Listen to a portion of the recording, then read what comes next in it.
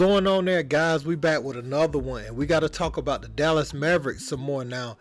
Tim Hardaway Jr.'s father, legend, NBA point guard, former NBA point guard of the Miami Heat and Golden State Warriors, Tim Hardaway has some words to say about Luka Doncic and Kyrie Irving.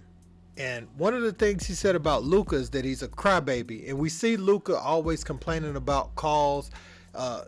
And I think some of that is due to the fact that his endurance is not very good. So if you've ever played and you were out of shape, you know, and you go up and you feel some contact and the ref don't call it, instead of running down the court, if you're out of shape, you'll just sit there and fuss with the official. That's much easier than trying to get back up the court and play some defense. And we see Luka do it a lot. And Tim Hardaway said that Jalen Brunson was a leader and that they don't have a leader right now, and that's their big issue.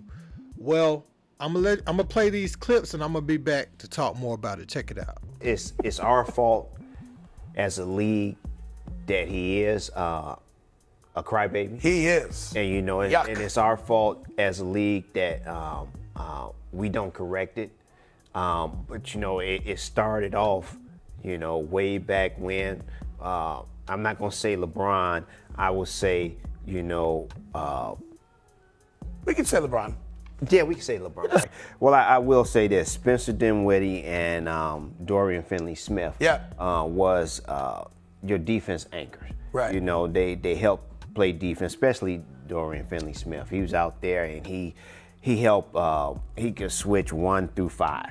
And he was a defensive force where he blocked shots and made things happen on the defensive end and gave them some offensive life too. What did I say when the trade first went down? I said losing Dorian Finney-Smith, who hides Luka, is gonna have a negative impact on this team. You can't just add offense when you can't stop the other team.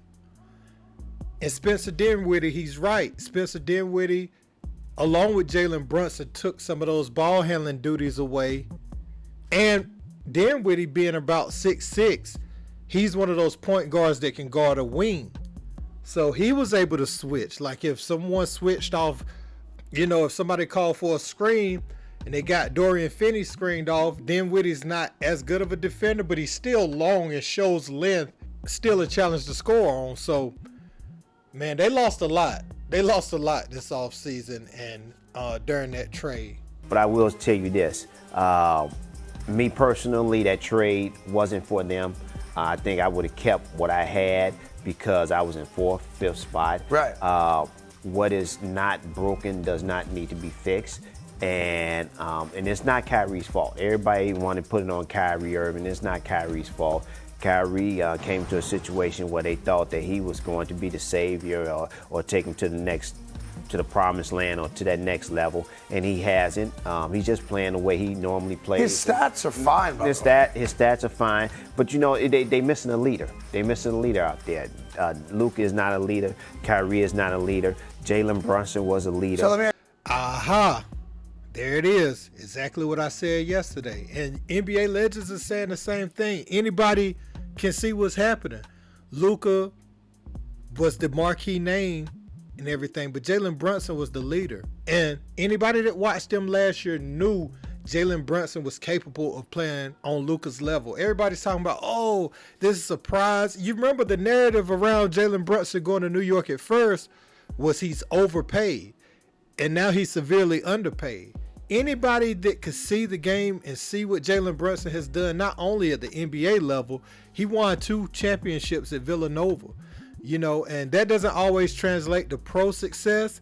But if you look at the Villanova guys that get opportunity, the top Villanova guys, look no further than Jalen Brunson and Mikal Bridges.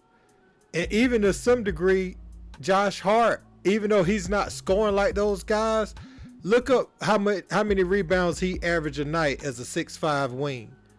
And the positive plays, like all the Villanova guys that come from under Jay Wright's championship teams, the top players off those teams, they have a positive impact on winning on any team they're on. Mikal Bridges has been to a finals. Jalen Brunson, as soon as he got the opportunity to be the leader of a team, the Knicks is going to the playoffs, and I think they'll be very competitive. Yeah, man, you just look at all these guys, but I say that to say Jay Wright instilled some great leadership skills in those guys. And Jalen Brunson brought that and had that on full display in Dallas. Although they highlighted Luka, Jalen Brunson held it together. A leader goes out there and he tells your team and gives your team confidence. He talks to your team. He makes sure that your team is actually doing what they're supposed to do and going about. Can a role player be that guy or no? A role player can be that guy, but I'm going to also tell you this. A leader shows by example too. By playing defense, by when he says something, he does it also. And with that last statement, Tim Hardaway summed it all up. He says a leader, when he says something, he does it also. It's always good when you open your mouth to delegate responsibility throughout a team and you holding players accountable. Can't be out of shape like Luka. Can't be lollygagging back on defense.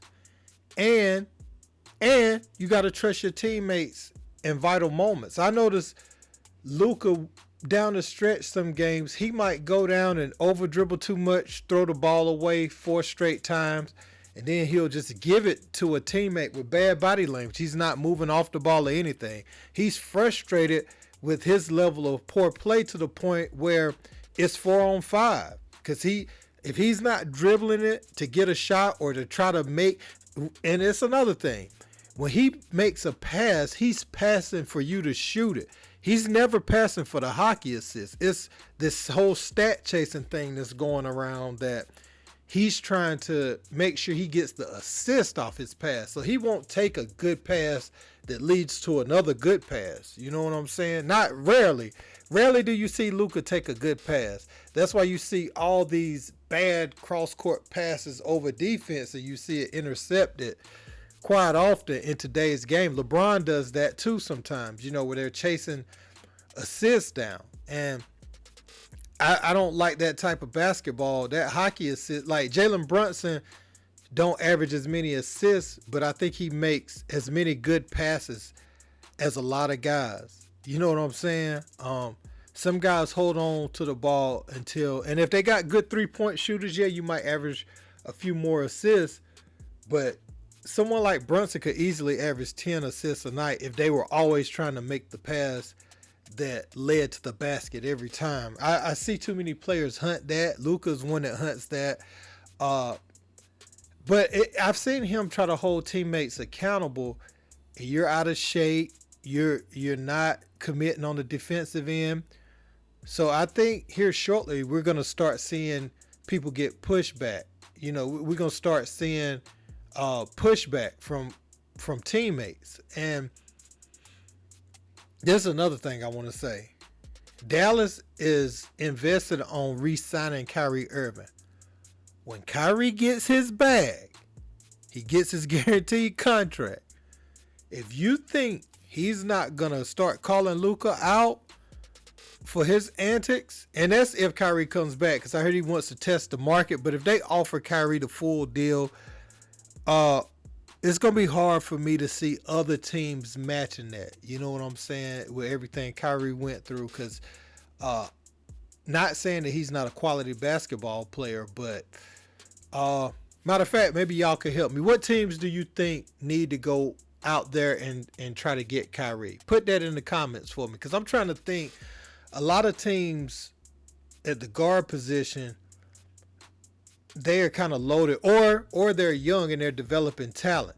You know what I'm saying? I guess someone like Charlotte, those type teams can go out there and get them. But I think Kyrie wants to be on a winning team right now, or a team that got a chance to make the postseason. I think he's at that point in his career where he ain't want to go to a complete start over job. Because getting Kyrie over Terry Rozier to run it with LaMelo is a upgrade for Charlotte. But we gonna see what happens, man.